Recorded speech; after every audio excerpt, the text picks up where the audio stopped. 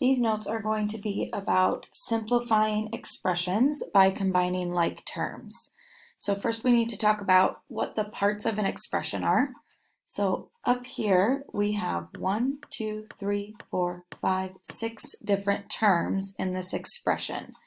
So again, an expression does not have an equal sign. It just has variables, numbers, and then operations.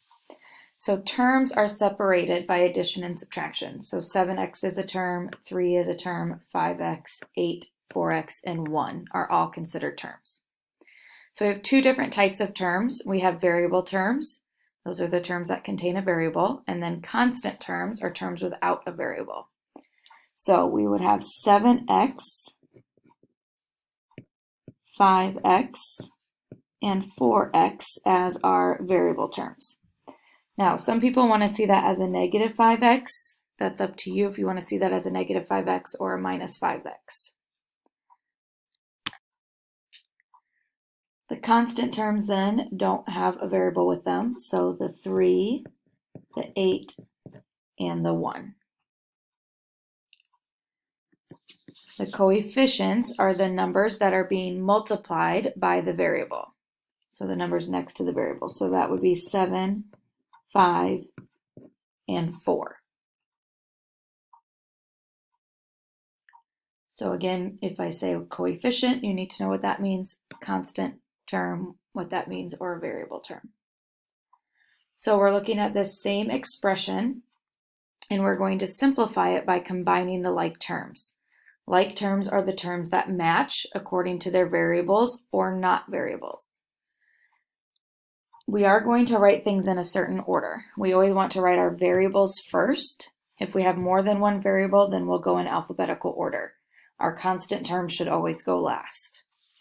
So we have 7x minus 5x and then plus 4x. So those are the ones that match. So you need to look right in front. 7 minus 5 plus 4. That's the math you need to do if you want to ignore the x's at first. 7, that subtraction has to go with the 5x. So 7 minus 5 plus 4 would give us, that will give us 6x. Right? And it's helpful to cross those off as we go along. Then we have the 3, the 8, and the minus 1. So 3 plus 8. That minus sign went with the 5x, so you need to look directly in front.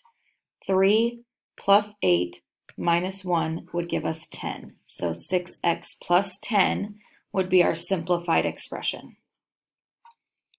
So I'll work through the odd ones, and then you can try the even ones on your own when you pause the video. So number 1, we just have two terms that already match. 3x plus 6x is simply 9x. Number 3, we have the 7m and the 5m that match. So 7 minus 5 is 2m, and then the minus 6 comes along. Again, it's important to realize we put those together. That minus sign needs to come down with the 6. Number 5, we have 7p minus 9p. So that would give us negative 2p. Again, we want to put the variables first. This is negative 1 plus 5. So since that minus sign is there and we took care of that, you need to think of this as negative 1 plus 5. So that would give us plus 4. Negative 2p plus 4. Number 7, we have different variables. So we have x's and y's. So I prefer that you start with the x's. So we have 5x negative 1. If there's no number in front of a variable, you can put a 1. And then we have 3x. So 5 minus 1 plus 3 would give us 7x. And then we have 7y plus 2y to give us positive 9y. So 7x plus 9y. Go ahead and pause the video and try the even ones, and then come back and check your answers. For number 2, when we have 9 minus 10, that's negative 1 We don't want to ever have to write a 1 though, so you just put a negative sign in front of the A. So technically negative 1A is still the same, we just don't write a 1 or a negative 1.